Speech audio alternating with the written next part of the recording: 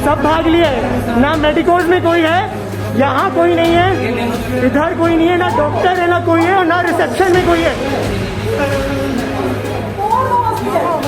Sir आपके होते हुए डॉक्टर लोग कैसे भाग सकते हैं? सारे पेशेंट को अंदर टेस्ट करके सारे मरे पड़े हैं।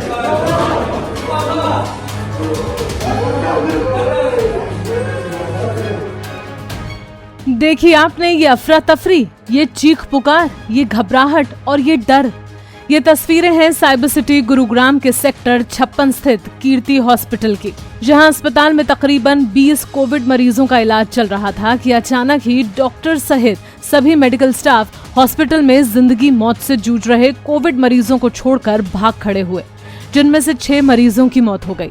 डॉक्टर्स के साथ सभी पैरामेडिकल स्टाफ का इस तरह से अस्पताल छोड़कर भाग जाना हरियाणा सरकार के तमाम बेटर हेल्थ सिस्टम के दावों की पोल खोलने के लिए काफी है।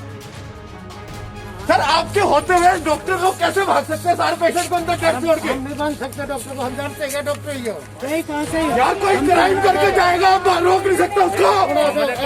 सब लिख रखे क्या? भाई साहब जिसके घर से 2 बंदे जाते हैं ना, उसको पता होता है गर्म या ठंडा। आपके होते हुए यार कैसे जा सकते हो? हम किसी को बांध सकते हैं क्या? लचर हेल्थ सिस्टम का कौन जिम्मेदार? आपको बता दें कि अस्पताल में ऑक्सीजन खत्म हो गई थी और डॉक्टर्स के पास दूसरा कोई रास्ता नहीं था। अब सवाल ये है कि कुछ दिनों पहले केंद्र सरकार के वकील ने दिल्ली हाई कोर्ट में दायर की गई याचिका में केंद्र सरकार का पक्ष रखते हुए कहा था कि ऑक्सीजन 15,000 मीट्रिक टन मौजूद है। मतलब साफ है कि ऑक्सीजन की कोई कमी नहीं है। केंद्र सरकार की तरफ से दिल्ली में ऑक्सीजन की कमी को लेकर दिल्ली सरकार के लिए हाई कोर्ट में कहा गया था कि हरियाणा, यूपी और दूसरे राज्यों में पर्याप्त ऑक्सीजन मंगा ली है, लेकिन दिल्ली सरकार ने नहीं। अब ऐसे में सवाल ये उठता है कि जब दूसरे राज्यों में ऑक्सीजन भरपूर है तो अस्पतालों तक क्यों नहीं पहुंच रही? क्यों डॉक्टर्स अस्पताल छोड़कर अपनी जान बचाकर भाग रहे हैं? क्या ये हरियाणा की खट्टर सरकार की जिम्मेदारी नहीं है कि अपने राज्य के अस्पतालों में पर्याप्त ऑक्सीजन मुहैया कराए, या फिर अस्पताल से सुनिश्चित करे कि कोई भी पेशेंट उनके यहाँ बिना ऑक्सीजन के दम ना तोड़े? आखिर कोई तो जिम्मेदारी ले। अब जानिए कि डॉक्टर्स क्यों भागे। दरअसल बताया जा रहा है कीर्ति अस्पताल कुछ दिनों से ऑक्सीजन की किल्लत से जूझ रहा था, जिसको लेकर परिजनों ने डॉक्टर्स के साथ मारपीट की थी। अब यहाँ से समझने वाली बात यह है कि अगर ऑक्सीजन हॉस्पिटल में नहीं है तो इसके लिए डॉक्टर्स जिम्मेदार नहीं, बल्कि जिम्मेदार है राज्य की सरकार और अस्पताल का मैनेजमेंट। ऐसे में वो डॉक्टर जो अपनी जान हथेली पर लेकर हमारी जान बचाने की कोशिश कर रहा है, उसके साथ हाथापाई करना बिल्कुल भी ठीक नहीं है।